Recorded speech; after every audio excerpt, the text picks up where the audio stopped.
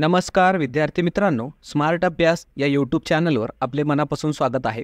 आज दिनांक 3 ऑगस्टच्या ज्या काही महत्त्वाच्या चालू घडामोडी असणार आहेत त्याचा अभ्यास या व्हिडिओच्या माध्यमातून आपण करणार आहोत। तसंच मित्रांनो, प्रश्नांसोबतच आपण त्या प्रश्नांचं स्पष्टीकरणसुद्धा देण्याचा प्रयत्न करत असतो। आपण जर चॅनलला नवीन असाल तर चॅनलला सबस्क्राईब करा आणि व्हिडिओ जर आवडला तर आपल्या व्हिडिओला नक्की लाईक करा। तसेच मित्रांनो, हा व्हिडिओ आपल्या विद्यार्थी मित्रांना पण नक्की शेअर करा, जेणेकरून याचा फायदा आपल्या मित्रांना सुद्धा होईल। चला मग सुरुवात करूया काल दिलेल्या होमवर्क क्वेश्चनने। तर कालचा होमवर्क क्वेश्चन मित्रांनो असा होता की महाराष्ट्रातील कृष्णा नदीचे उगम कोठे होते। ऑप्शन्स आपल्या समोर आहेत। याचं उत्तर मित्रांनो बऱ्याच जणांनी कमेंटमध्ये दिलेलं आहे। जरी ज्यांनी उत्तर नाही दिलं त्यांच्यासाठी आपण आज याचं डिस्कशन घेणारच आहोत। तर ऑप्शन्स आपल्या समोर आहेत आणि याचं योग्य उत्तर असणार आहे ऑप्शन नंबर बी, महाबळेश्वर जे आहे महाराष्ट्रातलं त्या ठिकाणाहून जी काय आपली कृष्णा नदी आहे त्याचं उगम होतं मित्रांनो। आणि हे महाबळेश्वर हे ठिकाण सातारा जिल्ह्यात येतं। तर त्याविषयी थोडी एक्स्ट्रा माहिती पण आपल्याला बघायचं आहे एक्झामच्या पॉईंट ऑफ व्ह्यूनं।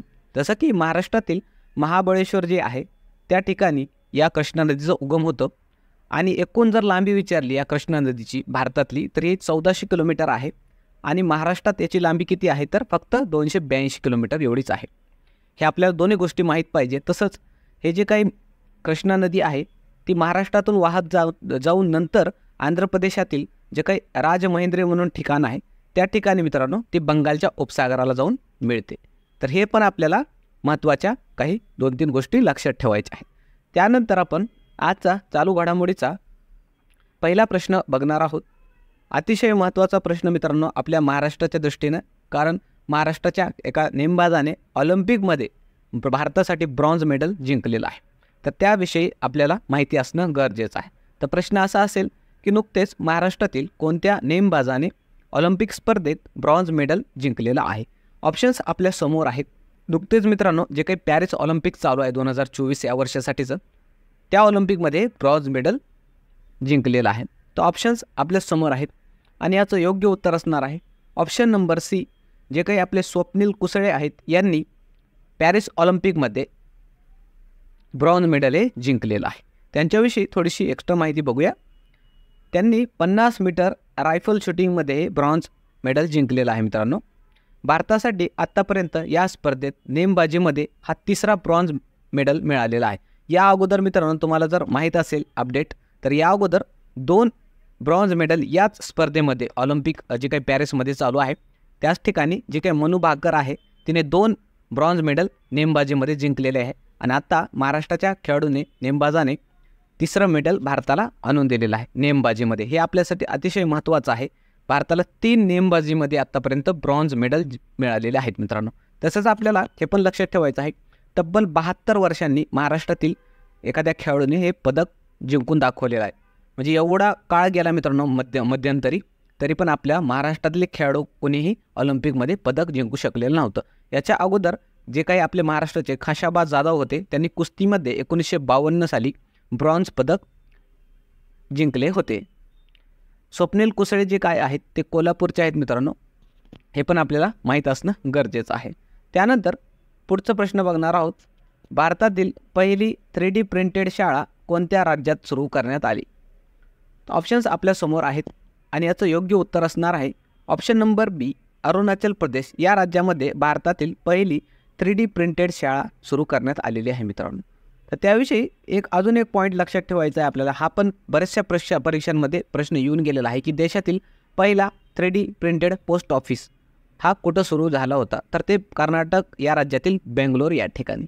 आता हे जे काही 3D प्रिंटेड असतं मित्रांनो यामध्ये काय असतं की जे काही एखादं आपल्याला स्ट्रक्चर उभं करायचं, काहीतरी बांधकाम करायचं आहे तर त्याचं जे काही डिझाईन असतं ते कॉम्प्युटरमध्ये अगोदर त्याचं पूर्ण डिझाईन केलं जातं आणि त्यानंतर जे काही ते पार्ट्स आहेत वेगवेगळे त्या बिल्डिंगचे त्या स्ट्रक्चरचे ते मॅन्युफॅक्चर केले जातात, ते बनवले जातात आणि नंतर एका ठिकाणाहून ते त्या ठिकाणी आणलं जातात आणि त्याला एकत्रित करून ते स्ट्रक्चर हे उभं केलं जात असतं। असं ते 3D प्रिंटेड टेक्नॉलॉजी आहे। आणि याचे फायदे काय आहेत तर हे अतिशय कमी दरामध्ये होते, अतिशय टिकाऊ आहे, म्हणून सध्या याचं खूप जास्त मार्केटमध्ये चलन आहे, खूप जास्त ही टेक्नॉलॉजी पॉप्युलर होत चाललेली आहे।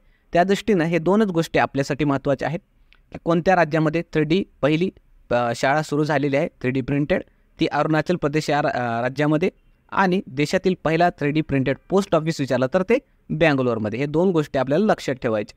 त्यानंतर पुढचा प्रश्न आपण बघणार आहोत की भारतीय वायुसेनेचे सैन्य अभ्यास तरंग शक्ती हे 2024चे आयोजन कोणत्या राज्यात करण्यात आलेलं आहे. जे काही वायुसेना आहे मित्रांनो, एअरफोर्स, त्याचा अभ्यास झालेला आहे सैन्याचं, तर तरंग शक्ती, त्याचं आयोजन कोणत्या राज्यात. तर ऑप्शन्स आपल्यासमोर आहेत आणि याचं योग्य उत्तर असणार आहे ऑप्शन नंबर ए आणि बी, अर्थात तामिळनाडू आणि राजस्थान या 2 राज्यांमध्ये हे अभ्यास होणार आहे मित्रांनो. तर त्याविषयी थोडेसे पॉईंट्स बघणार आहोत.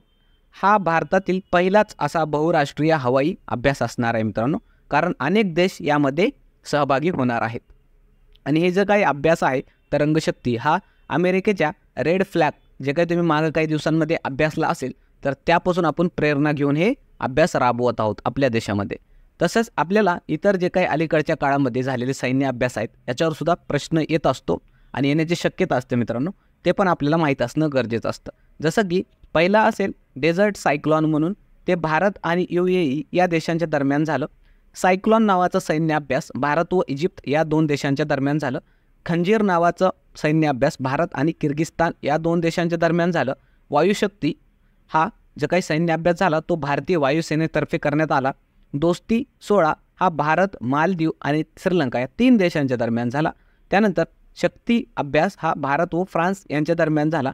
आणि तर्कश नावाचा सैन्य अभ्यास हा भारत व अमेरिका या 2 देशांच्या दरम्यान झाला.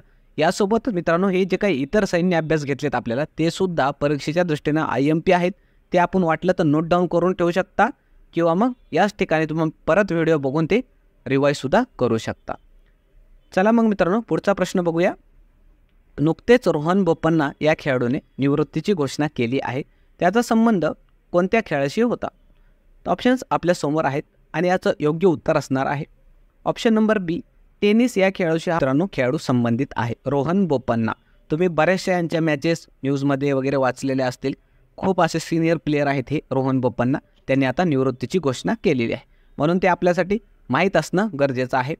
त्यांच्याविषयी थोडीशी माहिती बघूया. त्यांना 2019 या वर्षी अर्जुन पुरस्कार देऊन सन्मानित करण्यात आलेला आहे. तसेच 2024 साली भारत सरकारने पद्म पुरस्कार देऊन सुद्धा सन्मान केलेला आहे. आणि त्यासोबतच आता एक खेळ जगतातली घडामोड आहे, तर हे पण आपल्याला माहीत पाहिजे इतर घडामोडी. जसं की 2024ला जे काही फ्रेंच ओपन झालं आहे 2024चा, त्याचा पुरुष गटाचा विजेता हा कार्ल अल्कराज हा ठरलेला आहे. आणि महिला कोण आहे विचारली तर फ्रेंच ओपन विजेती तर ती आहे एगा स्विटेक. हे आपल्याला दोन्ही घडामोडी लक्षात पाहिजे. तसेच world sportsman of the year हा नोवाक जोकोविच हा ठरलेला आहे. या पण मित्रांनो फ्रेंच ओपनवर प्रश्न आपल्याला परीक्षांमध्ये विचारले गेलेले आहेत मागचे, जर तुम्ही प्रिव्हियस इयर क्वेश्चन बघितले तर. तत्पूर्वी मित्रांनो आपल्याला हा व्हिडिओ कसा वाटत आहे, माहिती खरंच तुम्हाला इन्फॉर्मेटिव्ह वाटते का, कामाची वाटते का, ते कमेंटमध्ये सांगा. आणि जर खरंच तुम्हाला याचा फायदा होतोय असं वाटत असेल तर आपल्या चॅनलला नक्की सबस्क्राईब करा आणि व्हिडिओला नक्की लाईक करा. तसे मित्रांमध्ये सुद्धा ग्रुपमध्ये सुद्धा हा व्हिडिओ नक्की शेअर करा मित्रांनो. चला मग पुढचा प्रश्न पाहूया की नुकतेच सेबीने कोणते AI चॅटबॉट लॉन्च केलेलं आहे. तर ऑप्शन्स आपल्यासमोर आहेत आणि याचं योग्य उत्तर असणार आहे ऑप्शन नंबर ए, सेवा नावाचं त्यांनी हे AI चॅटबॉट लॉन्च केलेलं आहे मित्रांनो. आता त्याविषयी थोडंसं माहिती बघणार आहोत. हे जे काही सेवा नावाचं चॅटबॉट आहे त्याचं लॉंग फॉर्म माहीत पाहिजे मित्रांनो आपल्याला. त्याचं लॉंग फॉर्म असा असेल सेबीज व्हर्च्युअल असिस्टंट. आणि ह्याचं काम काय आहे तर हे एक व्हर्च्युअल असिस्टंट आहे मित्रांनो. ते काय करणार आहेत, जे काही शेअर मार्केटशी संबंधित आपल्याला ज्या काही समस्या येणार आहेत कस्टमर्सला, ते त्याचं निवारण करण्याचं हे काम करण्यासाठी विकसित करण्यात आलेलं आहे. हे त्यामागचं उद्देश आहे हे सेवा AI चॅटबॉट लॉन्च करण्यामागं. हे आपल्याला एवढी माहिती महत्त्वाची आहे. तसंच जर सेबी काय आहे आपल्याला माहीत पाहिजे. सेबीचं long form security exchange board of India. जे काही शेअर मार्केट माहीत असेल मित्रांनो तुम्हाला, त्या शेअर मार्केटमध्ये जे काही स्टॉक्स असतात, ते शेअर्स आपल्याला कंपनीचे खरेदी करणं विक्री करणं, हे त्याच्यावर जे काही व्यवहार होतात त्याच्यावर नजर ठेवण्याचं काम, वॉच ठेवण्याचं काम किंवा कंट्रोल ठेवण्याचं काम हे सेबी ही संस्था करत असते मित्रांनो. त्याचं मुख्यालय हे मुंबई या ठिकाणी आहे आणि त्याच्या सध्या प्रमुख ही माधवी पुरी या आहेत. हे पण आपल्याला लक्षात ठेवायचं आहे. तत्पूर्वी मित्रांनो एक आपल्याला अतिशय महत्त्वाची माहिती द्यायची आहे की संपूर्ण जुलै महिन्याच्या ज्या काही चालू घडामोडी असणार आहेत सर्व, त्याचा एक पूर्ण असा व्हिडिओ आपण बनवलेला आहे, ते तुम्ही आपल्या चॅनलवर जाऊन आपल्या प्लेलिस्टमध्ये तुम्ही ते बघू शकता. अतिशय महत्त्वाचं आहे मित्रांनो. तसेच त्याची PDF आपण आपल्या टेलिग्राम चॅनलवर सुद्धा टाकलेली आहे त्या व्हिडिओची. त्या ठिकाणी जाऊन तुम्ही ते PDF सुद्धा डाउनलोड करून घेऊ शकता मित्रांनो. अतिशय शॉर्ट अशा नोट्समध्ये आपण बनवलेल्या आहेत ज्या काही IMP महत्त्वाच्या घडामोडी आहेत जुलै महिन्याच्या.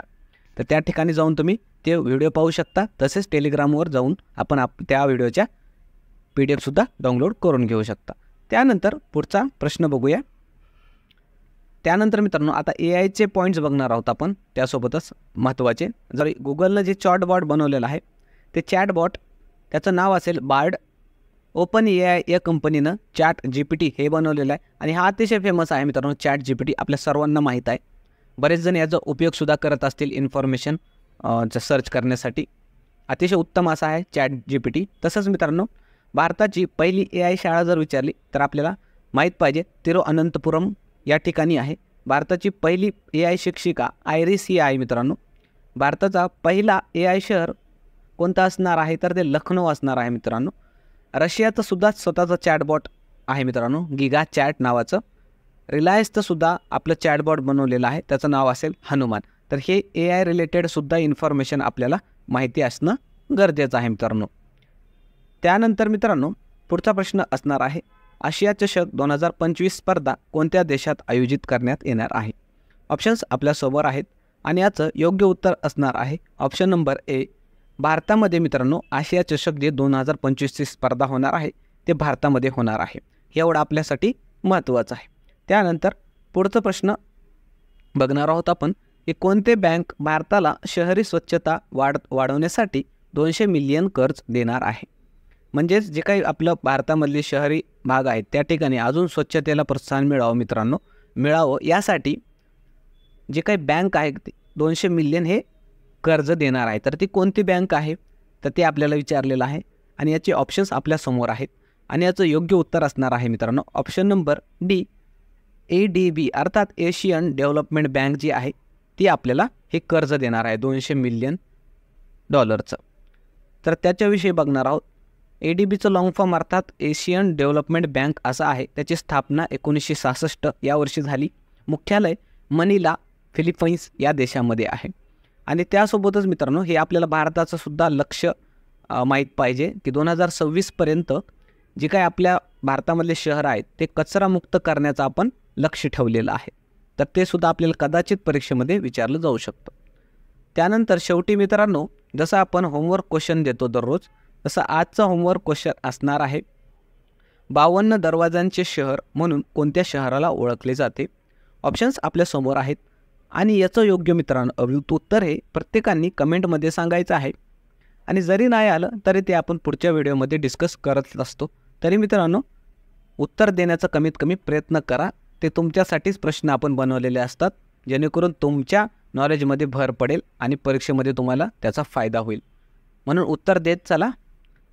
थांबूया मित्रांनो या ठिकाणी. पुन्हा भेटूया